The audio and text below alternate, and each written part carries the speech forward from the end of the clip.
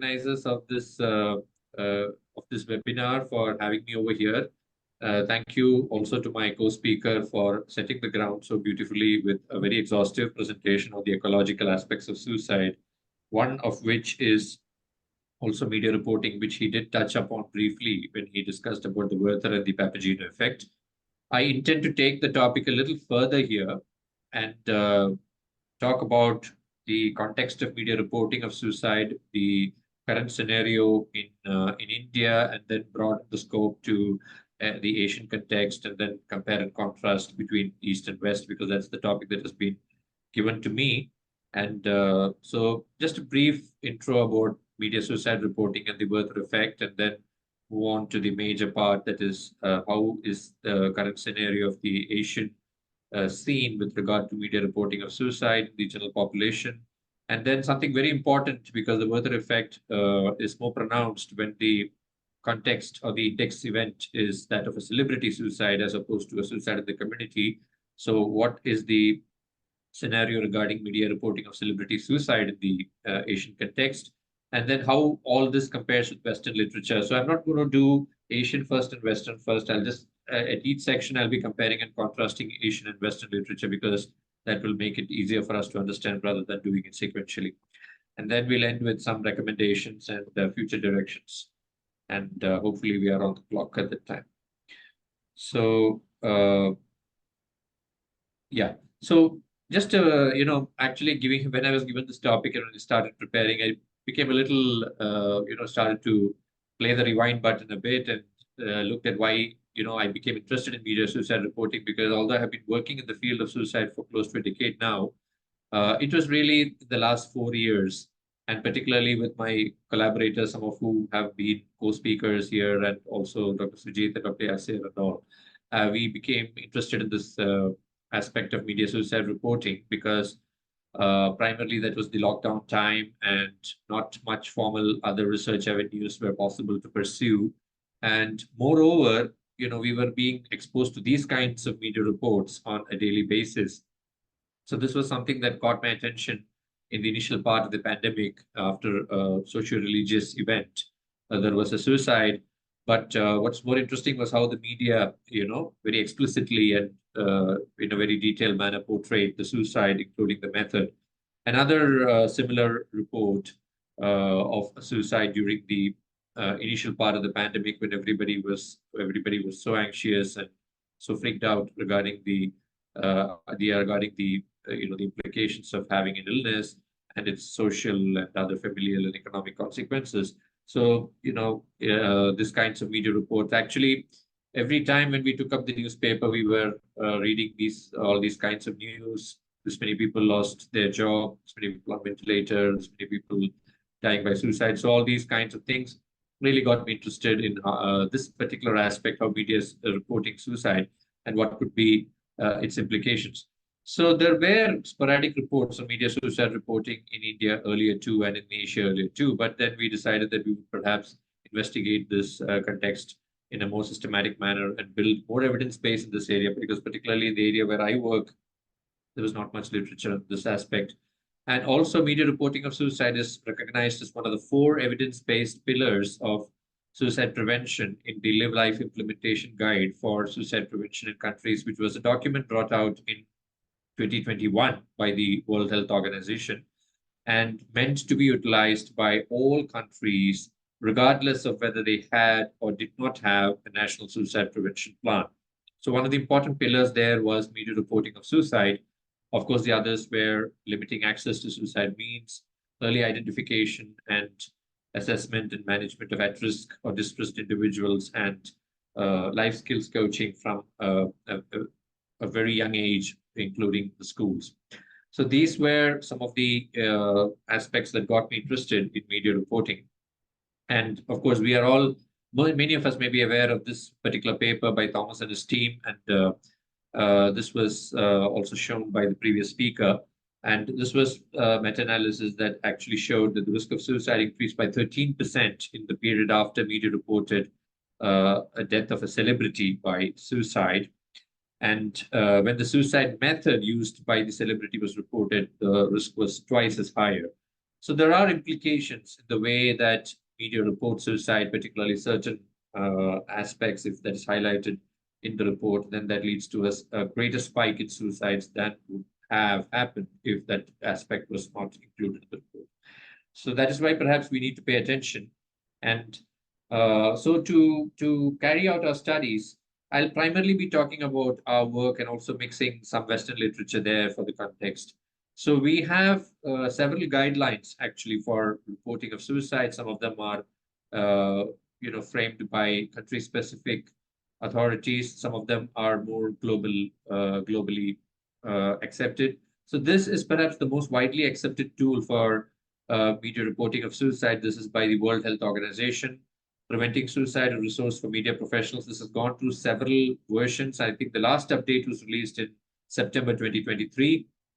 And in the latest update, a lot of new aspects like how media reporting of suicide in the online, digital, or social media space, and how there is a need for media to focus on positive portrayals of suicide, particularly with respect to stories of hope, survival, and coping, and all has to be what is the impact of that. So those kind of protective aspects are also emphasized in the latest update. So, but when we carried out our work in 2020, at that time, it was the 2017 update that was in vogue at the time. So that is what we had used for most of our work. Just to give you a flavor of some of the other tools that are available, this is the PrintQual tool by Anne John and a group of the UK. So this is mainly for printed newspapers. So this was there were two reasons why we preferred the WHO reporting checklist for most of our work. One was the PrintQual tool, which was the other major tool that was available, was mainly for printed newspapers, while we carried out our work mostly on online news portals. Although we did do some studies on printed newspapers, also much of our work was on online news portals. And the second reason was that most of the other Asian studies had already used, available Asian studies at least, already used the WHO checklist. And therefore, it made us easier to compare our results with that of what was already existing at the time. So with that background, I just thought I'll give a brief introduction or overview about some of the items that are there in the WHO reporting checklist, because then we'll actually be able to appreciate some of the results when we go to the findings of the individual studies. So if you see the WHO reporting checklist for suicide, it's basically divided into two parts. That is potentially harmful reporting characteristics and potentially helpful reporting characteristics.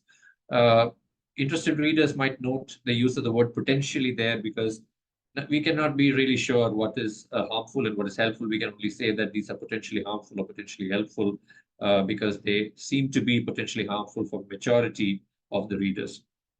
So in the title, things like describing the method or giving an indication of the location or reason for suicide or inciting life events are listed as potentially harmful characteristics.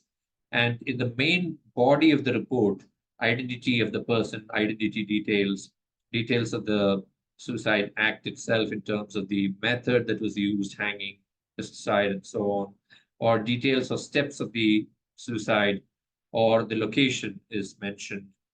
If inciting life events are mentioned, whether the report implies a monocausal explanation for suicide. Just now we heard from the previous speaker that suicide is multifactorial. So whether they go against the evidence and imply a monocausal explanation, whether details of suicide note are reported, and whether the report is illustrated with photos of the victim or photos of the location. So if any of these are there, these are all coming under potentially harmful reporting characteristics, and we would code them as being present or absent. Potentially helpful reporting characteristics are things like warning signs or indications in terms of any of the early warning signs, or nowadays social media posts indicating suicides are also an important warning sign. Text messages or calls indicative of suicide, whether that is actually being reported in the suicide story. That is what we were looking at. Whether the suicide story recognizes the link with poor mental health, recognizes links with other possible risk factors like substance use, and whether they focused on educating the public about suicide in terms of the expert opinions, publishing expert opinions about suicide, some of the important research findings about suicide, important suicide statistics, educational or preventive information about suicide, which may also include any nearby suicide resource center or any clinic in that area, or any suicide support service in terms of hotlines or helplines. So these are some of the potentially helpful reporting characteristics, which if presented in the report, we would code as yes or no. So these are pretty simple studies, which anybody could carry out actually. So what are the implications of major reporting breaches that are observed? This is important for us to know because that really helps us to contextualize what we are talking about when we are saying a particular reporting breach has happened. So if a report actually describes or details the identity of the person in terms of age or gender or occupation, then that's going to be of concern because that's going to promote identification with the disease. So if a vulnerable reader reads those details, and then that may promote identification with the disease and imitative behavior. If the report has published details about the location, then that kind of attracts vulnerable readers to those locations, and ultimately those locations tend to become suicide hotspots. Detailed location of methods or steps is, I think that's intuitively, we can all understand that's harmful because that is going to promote imitative suicide by providing a model to vulnerable readers. Monocausal explanations for suicide are going to be detrimental because they are, for two reasons. One is they are neither scientifically accurate because we know that suicide is multifactorial.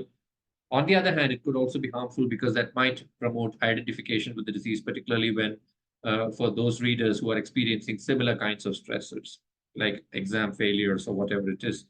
Little focus on discussing links with substance use or mental health is a lost opportunity for educating the public in every suicide story. So every suicide story that the media reports is actually a potential opportunity for them to educate the public, and we don't want to let go of that opportunity.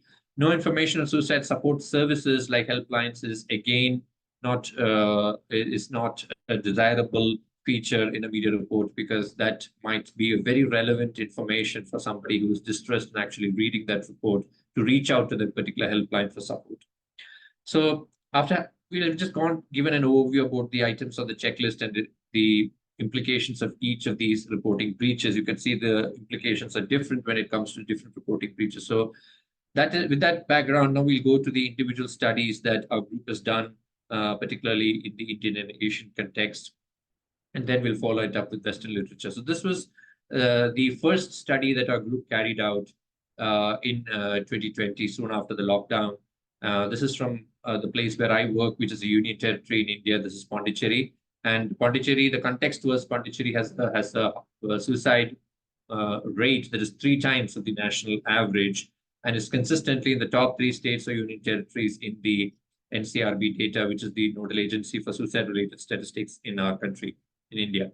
So what we did was we did a year-round content analysis of suicide-related reports in the 2 most widely read vernacular dailies. So we actually started off with wanting to check the suicide patterns in 2 vernacular and 2 English dailies, but we actually did not get any suicide report in the time period of interest in the English daily. So that's why we had to finally restrict it to the vernacular daily. So we found 318 reports in a year. And the common violations that we noted was the rates were pretty high, actually, mentioning the method of suicide. You can see in nearly all the reports it was mentioned. The location in 4 out of 5, in monocausal explanations in 9 out of 10 reports. So these are pretty common violations, the implications of which we just discussed a while ago. And on the other hand, reports that were discussing educational or preventive aspects of suicide were comparatively very few, and only 1 article actually focused on educational aspects, like providing details about the suicide support helplines and so on. So then we moved on to, we also simultaneously carried out a study in Uttar Pradesh. This study was led by Dr. Sujit, and we were also part of the team.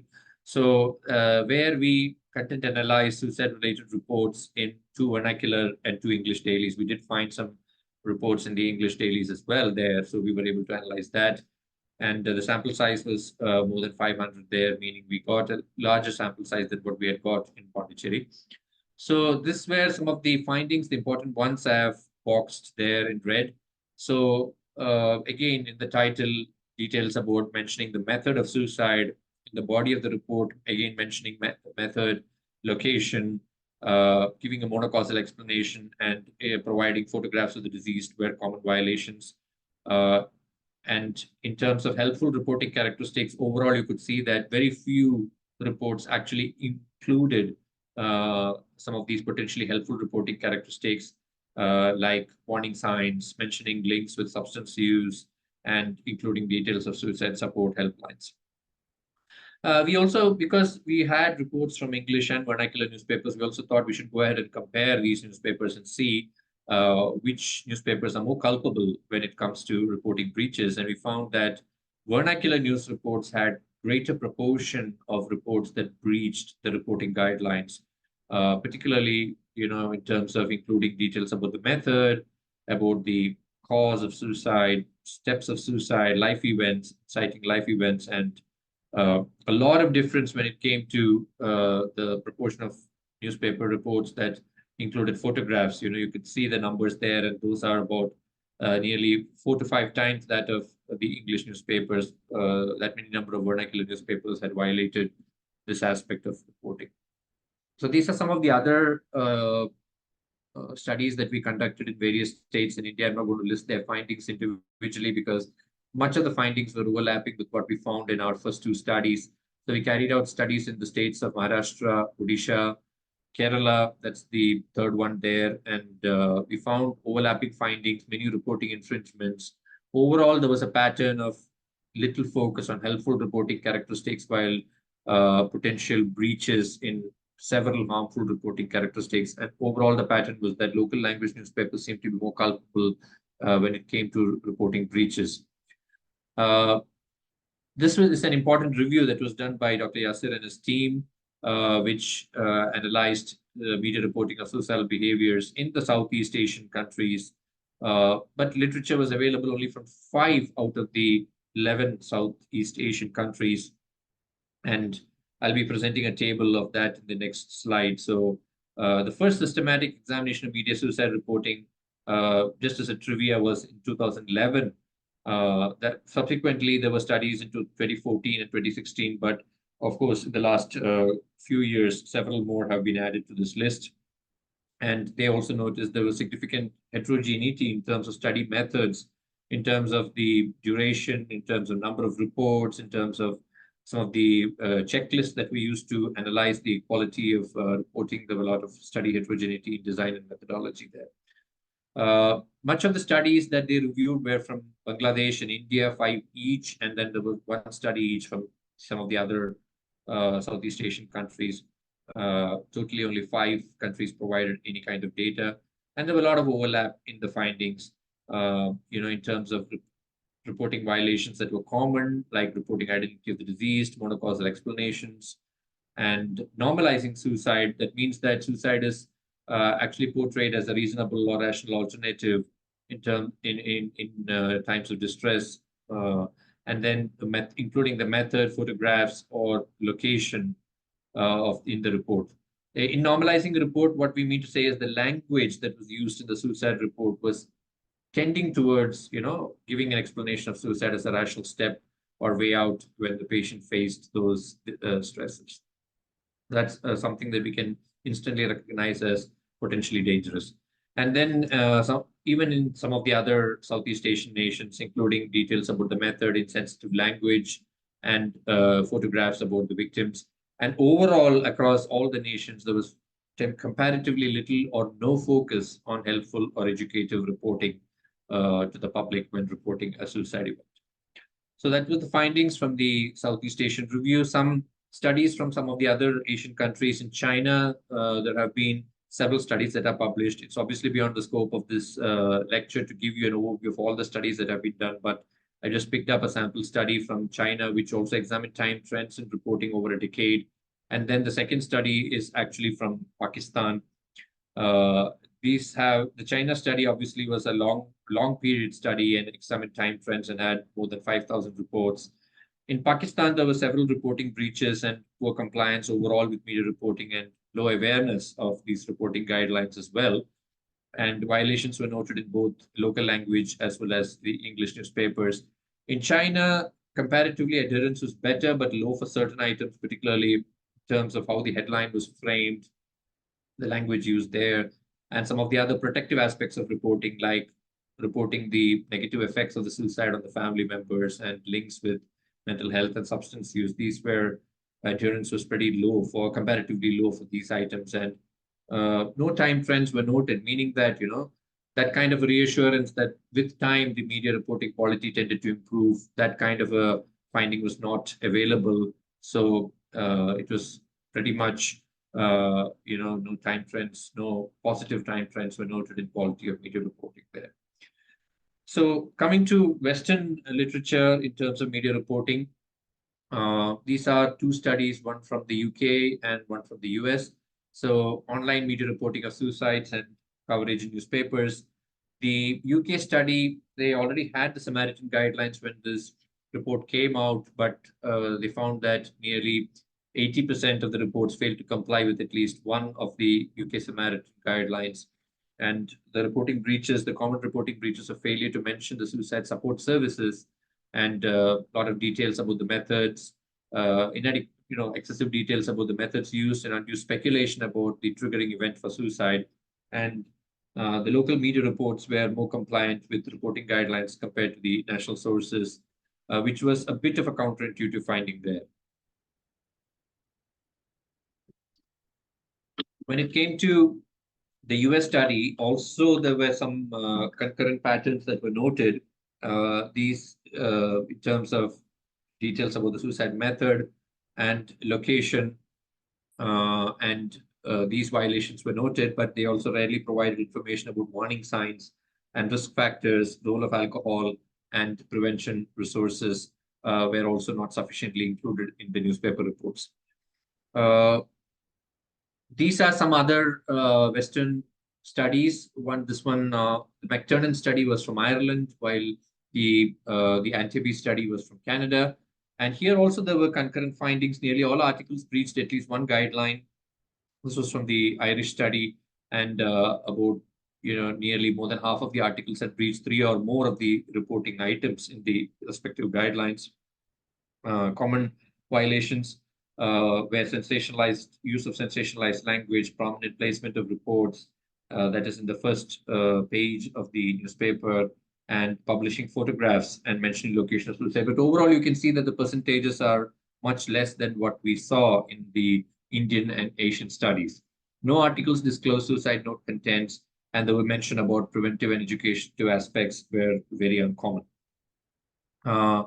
Comparatively, the Canadian report, the scenario was a little better. There was high overall adherence to several recommendations, and over 80% of the articles did not give a monocausal explanation or glamorize the death or other prominent placement or use of sensation language. But when it came to protective content, again, there was low adherence. So you can now see a pattern that is emerging in the Western literature about how overall the reporting breaches in terms of reporting of potentially harmful characteristics are seen, but are probably in a minority of the reports compared to, definitely less common compared to the Asian literature.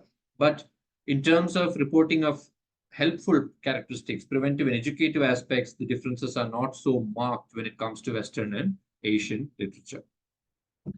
Then we also examined media reporting of celebrity suicide, because on June 14, 2020, in India, a prominent entertainment celebrity, Sushant Singh Rajput, died by suicide, and that was prominently reported by the media outlets. So as soon as the event happened, we were already working in this field, so it was easy for us to cobble together a team, and we expanded our team to work on this particular aspect of reporting, because we know from the BMJ meta-analysis that media reporting of celebrity suicide is a much stronger trigger for the Werther effect compared to media reporting of non-celebrity suicides. So that is what we sought to examine in this paper. This was what we aim to look at, is how the media is reporting the suicide of an Indian entertainment celebrity. We scored online news portals of local language as well as English newspapers and television channels also. So that was not done earlier, but we also looked at online portals of television channels for a week after the suicide event had happened, and we found about 573 relevant news articles to analyze. And these were the results. So the important ones are again boxed there.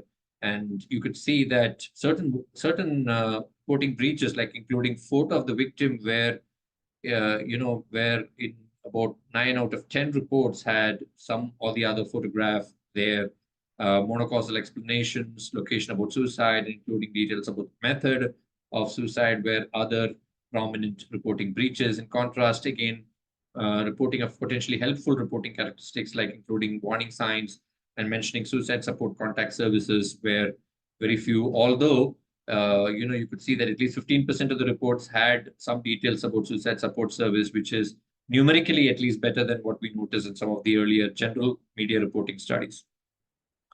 In terms of comparison between vernacular English newspapers, again, vernacular newspapers were more culpable in terms of their media reporting quality and inclusion of more harmful reporting characteristics. They breached more of these guidelines there. In terms of potentially helpful reporting characteristics, it was more of a mixed bag there. No clear pattern emerged because some of those were distributed more in the vernacular newspapers, while others were more commonly encountered in the English newspapers. So no clear pattern there, but clear patterns for potentially harmful reporting characteristics. That was the first week following the death of the celebrity. Then we also thought we should extend the study further and see whether compare, how the celebrity suicide, whether it actually influenced media reporting patterns. So for that, we had to have a comparison period before and then compare with the period after celebrity suicide. That's what we did in this particular analysis, where we took a 3-month period before and then compared with a 3-month period after the death of the entertainment celebrity. The same team basically, which analyzed the other, which did the other analysis also, but we had an expanded time period and also covered 7 languages. We used the same reporting checklist for all our studies, and these were the findings. Were very interesting that certain reporting breaches, like including identity details in the title, location of suicide, after the death of the celebrity, showed a significant jump. Here, we should keep in mind that we are not analyzing media reports of the celebrity suicide. That was done in the first analysis. Here, we are reporting general community suicides and what is the influence of celebrity suicide on that one media reporting of general suicides in the community. That is what we had looked at. So we have to keep that in context when we look at these results. And even things like mentioning details about the suicide in terms of the method or the details about the steps had also significantly increased following the celebrity suicide. Also, including photographs of the deceased had also increased significantly. In contrast, again, for potentially helpful reporting characteristics, the differences were less pronounced. And although some of the protective characteristics are also increased, but not some of the others. So it is more of a mixed bag there. We also further extended the study to see how long these effects last. So we first analyzed the 3-month period following the celebrity suicide, but when we also extended it to about a year following celebrity suicide and compared with the corresponding period of the previous year. And we found that overall, many of the potentially harmful reporting characteristics showed a linear time trend of decreasing with time as we proceeded beyond the celebrity suicide event. But certain reporting breaches, like mentioning the method of suicide or illustrating the report with photographs of the deceased or location of suicide, continued to show a significant rise with time. And these were more pronounced in local language newspapers. So these really tell us that we need to monitor the suicide reporting patterns for at least a year, if not longer, in some of these newspapers, particularly the local language newspapers, because the reporting breaches don't seem to be coming down to the baseline even a year following celebrity suicide. Whether the celebrity suicide in one country can affect suicidal behavior or reporting quality of suicidal behavior in other countries, that is what we looked at in this particular analysis. So the countries that we looked at were Indonesia and Bangladesh, where we had collaborators to work on this.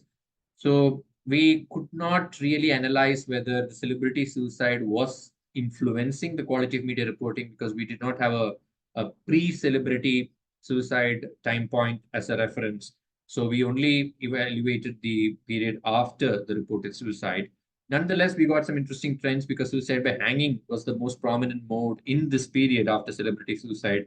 That does not compare favorably with at least some of the data that was available from previous studies, suggesting that this may have had an influence, but obviously no conclusive recommendation was possible from this particular study. Overall, there was poor overall adherence to media guidelines in reporting of community suicides in these two nations. What does the Western literature say in this regard? So this was an analysis of media reporting of suicide for the suicide deaths of Kate Spade and Anthony Bourdain. Both of these suicides actually interestingly happened within a few days of each other in June 2018. And they examined adherence to media suicide reporting guidelines, and popular newspapers based on circulation data and covering all 4 geographical regions were selected from the country. And a team of raters evaluated each news story to determine adherence to a checklist that was defined a priori, which comprised of 14 items. And they calculated adherence for each article based on whether each item was present or absent, and a score of 12 out of 14 was considered to indicate high fidelity. And overall, the results showed that only articles adhered to about half of the 14 items on the guidelines, and none of the reports reached or crossed the threshold which they had set a priori for high fidelity. That shows that the reporting quality is suboptimal.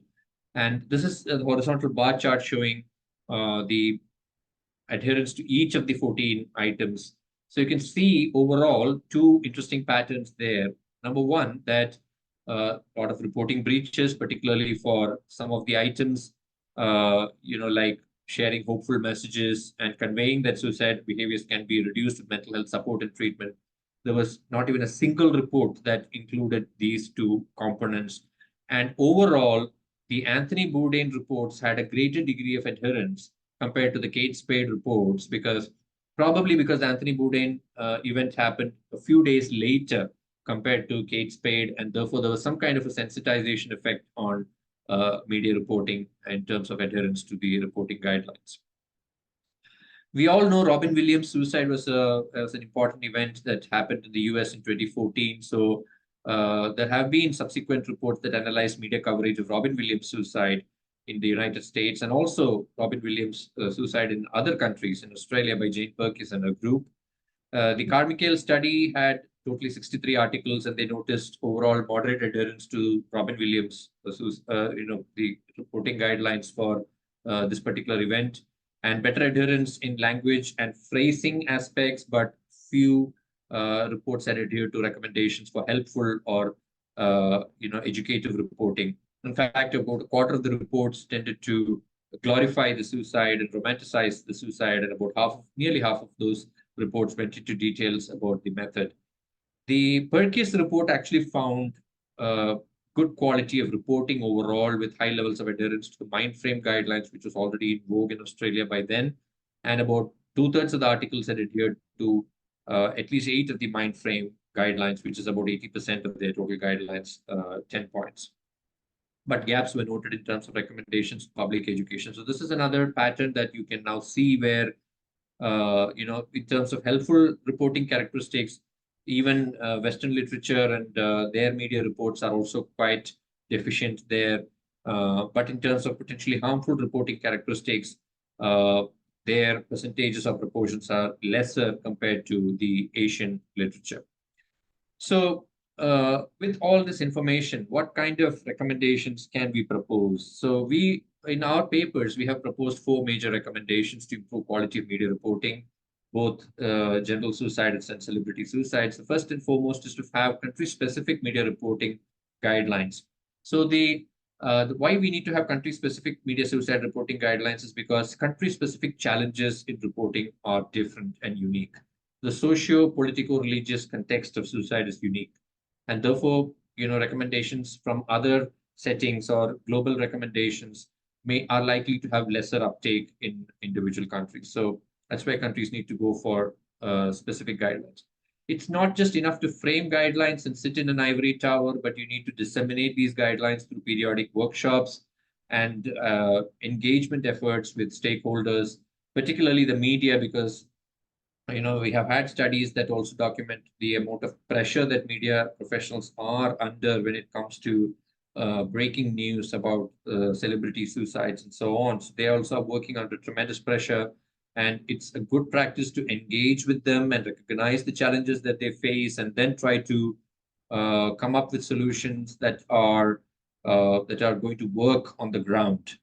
So there are qualitative studies of media professionals that are eliciting their barriers to adherence, which all of us can go back and look into, and then try to engage with them to collaboratively develop solutions for the barriers that they've identified. Interestingly, we have proposed something called a National Media Monitoring Agency in our work, which we proposed in the aftermath of some of the findings of our studies. Basically, we proposed this agency with three-pronged functions, that is, to monitor print and electronic media on a regular basis for suicide-related news articles that are deviant or not adhering, and then to raise awareness about the role of media in suicide prevention, about how media are very important stakeholders in promoting awareness about suicide prevention, proactively reinforcing media reporting guidelines, and to engage with media professionals on a regular basis to raise awareness and elicit barriers and work together to develop collaborative solutions to these issues. We're coming to the end of the presentation. So this is a scorecard tool that has been developed by Dr. Lakshmi and her group from Chennai, consisting of 10 positive and 10 negative items to assess media reporting. The beauty of this scorecard tool is that it's very simple, and it's something that can be used as a self-checklist by media journalists or other people working in this field to see whether the report that they have prepared, meets a predefined set of guidelines, and therefore you're sure that at least some of the major aspects that need to be taken care of are actually taken care of. Some other tools in this regard are the Tempos tool, which is also a 10-item tool, a very short, brief tool that allows media professionals and suicide prevention experts to assess adherence to recommendations, and also self-checking is possible. And this is also checked in terms of the inter-rater liability and scale definitions. This is what actually the Tempos checklist looks like. So just 10 major reporting items, and for each of them, they are supposed to score as helpful, mixed, or harmful. And that way you get an idea about how adherent the report is to media reporting guidelines. So this is my penultimate slide about media suicide reporting, East versus West. So you can see overall the pattern that has emerged is that in terms of potentially harmful reporting characteristics, definitely the proportion of reporting breaches are more in the Eastern literature compared to West. But these differences are little blurred when it comes to helpful reporting characteristics, which are probably suboptimal both in the East and West. When it comes to celebrity suicide, certain aspects like details of suicide method seem to be common in both Eastern and Western literature, but the proportions seem to be higher in the East. That's the caveat there. With regard to insensitive language and phrasing, East, news reports from the East are more culpable in this regard. But overall, both Eastern and Western literature, there are gaps in terms of helpful reporting characteristics, educative and preventive reporting. And that is something that is definitely a reporting gap, which is more of a global phenomenon. So with that, some of the take-home messages that we need to remember are that adherence to media suicide reporting guidelines overall seems to be better in the West. That may be because they have already reporting guidelines for quite some time now, and therefore the dissemination and uptake of that is better. But these differences tend to blur when the context is a celebrity suicide, which are suboptimal in both Eastern and Western literature. Some of the common reporting violations in the Eastern context are use of insensitive language, monocausal explanations, including details about the methods, location, and photographs. And local language newspapers had more of these reporting breaches compared to English newspapers. Common reporting violations in the Western context are including details about the suicide method or undue speculation about the trigger for suicide. And globally, there is less emphasis on preventive, helpful aspects of reporting. And I think what media reports need to do is focus on harm reduction when they are preparing a report, and embed the suicide story that they want to convey in a larger, encompassing, encouraging positive narrative about suicide, because then that is the underlying message that tends to carry across that there is still hope, and coping skills, coping strategies that can be used to overcome these challenges, much like the Papageno effect that we are very well aware of. Further research must popularize and investigate the impact of the use of simple reporting checklists, some of which we have already shown in this presentation. And with increasing use of AI and technology, how we can harness AI and technology to actually improve and check media reports before publication to make sure that they conform to a certain minimum standard before they actually go out for public consumption.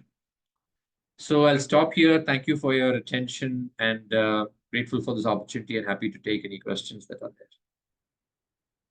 Thank you so much, Dr. Vikas. Thank you so much. We have some questions in the chat box. There is a question. Could the WHO recommendation be improved based on the recent findings? So whatever the recommendation given by WHO maybe in 2011, subsequently amended in 2017, and now it is again amended in 2023. What do you feel that whatever the guidelines are recommended by WHO, is it enough for checking the quality of media reporting, or any amendment is further required? Yes, this is a very interesting question, because after all, what are the guidelines for? Ultimately, the guidelines are for improving the quality of media reporting, which should reflect in decreased suicides. So if we look at it from a broader perspective, it's been nearly a decade since the first version of the WHO reporting guidelines were published in 2014, and 10 years have passed, and the most recent study from our group was done in 2022. Still, there were a lot of reporting breaches. So if you see from that perspective, at least, not much effect in terms of quality of media reporting. But we do have studies by Jane Perkis and her group from Australia and other countries, not specifically the WHO reporting guidelines, but the Mindframe guidelines in Australia, which they have quantified as, after publication of the guidelines, and I also, if I recall correctly, by the Canadian group also, there are similar papers that have documented a significant effect in terms of publication of the reporting guidelines and reduction of suicide, in terms of reduction by 1% overall death by suicides in the country, annual rate of death by suicides to that extent.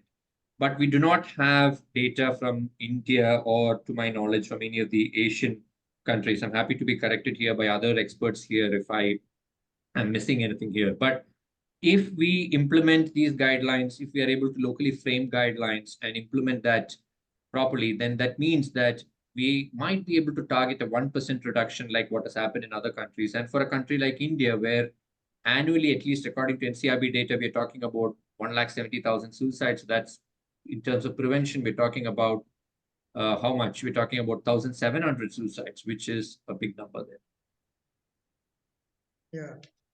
Yeah. Recently, the Press Council of India, they have introduced a guideline regarding recommendation for the, it's not very recently, it's around 4 or 5 years back. So that is more of a simplistic guideline than World Health Organization recommendation. But again, despite of having those guidelines, still there is no for improvement in the quality of media reporting. Another interesting question by Professor Linder. Have the WHO reporting guidance had any significant effect on the reduction of suicide in any country? Before the guideline was introduced, the suicide reporting style, and after any change in any of the countries? Yeah, so that I actually answered this question, Dr. Sujit, in my comment on how the Australian group and the Canadian group have actually reported a reduction in their national suicide rates following publication of their national guidelines, not exactly the WHO reporting guidelines, but the Canadian guidelines and the Mindframe guidelines in Australia. So that is the question I answered. Yeah, so there is no reference to WHO recommendation. So it is with respect to the Mindframe, basically. Yeah, it is with respect to their national guidelines.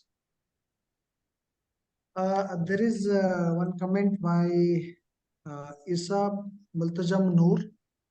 We are in Indonesia, have guideline for suicide prevention program related to psychological first aid for suicide idea. So there is already a guideline in Indonesia. Many other countries they have their own guidelines. I don't see any more questions. Any final comment, Professor Jenner? No, I think I made a comment on this chat box to say it was really a great talk, and I think it's very comprehensive, and I'm really grateful for the speakers, and including Yazia, who has a bit of a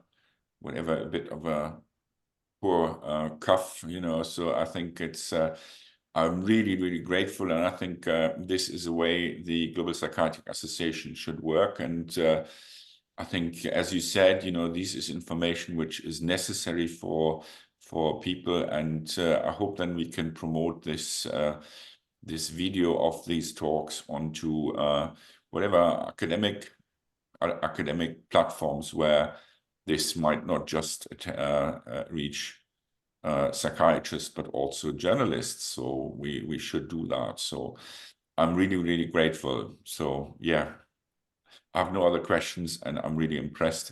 And I'm also impressed about the intensive collaboration between India, Bangladesh, and other countries, and Bhutan. I think that's really great, you know. So I think we say we have the same in Germany, hats up, you know. So it's really impressive what you've done, and thanks so much for this. And I think we have to continue like this. And I think Daria Ahmed is trying to prepare another workshop on crisis and mental health in crisis. So that's possibly in July. And if there's other listeners who want to contribute, I would be absolutely delighted. And this is for young people who have a say. And I think you're not really young, but, you know, I think you're really impressively working very well, and you really have a voice, and I think you should have a better voice, and these things should come out. Thanks so much. Thank you so much, Professor Rainer and Dr. Sujit, and you know, everyone here, all the participants who have stayed till the end also. Thank you very much. Thank you so much. Thank you so much to all the participants, all the speakers for their contribution to this academic forum. We'll be having continuous academic activities periodically, which will be communicated to those who were interested in different social media platforms or through the website of Global Psychiatric Association. And this presentation will be already recorded. It will be available in a YouTube video and will be uploaded to the association website. Thank you so much. We can end the session here.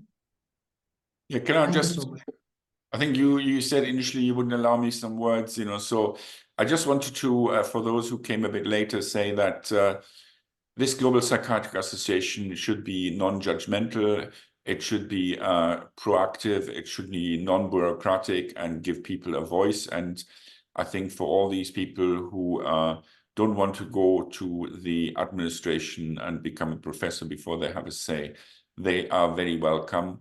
And I would also say we don't need to be a member of a national association to become a member of the Global Psychiatric Association.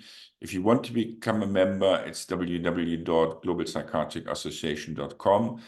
And the journal where we publish papers and in my view are very supportive is via globalpsychiatry.co.uk. Global Psychiatry, one word. You can see lots of articles by Sujit and Yazir, and they have really impressive data. And I would say you can see this video, we will bring it up on YouTube eventually and make it available. And I thank the audience for their interest, and I hope you had an enjoyable time to listen to this, and I'm pretty certain everybody will have learned something. So if you like that, you know, just yeah, try to engage. We are very welcome. And the chair of the Global Psychiatric Association currently is Sujit Kar, and he will listen to you. And even though I'm getting old as a founder, I'll try to be very supportive.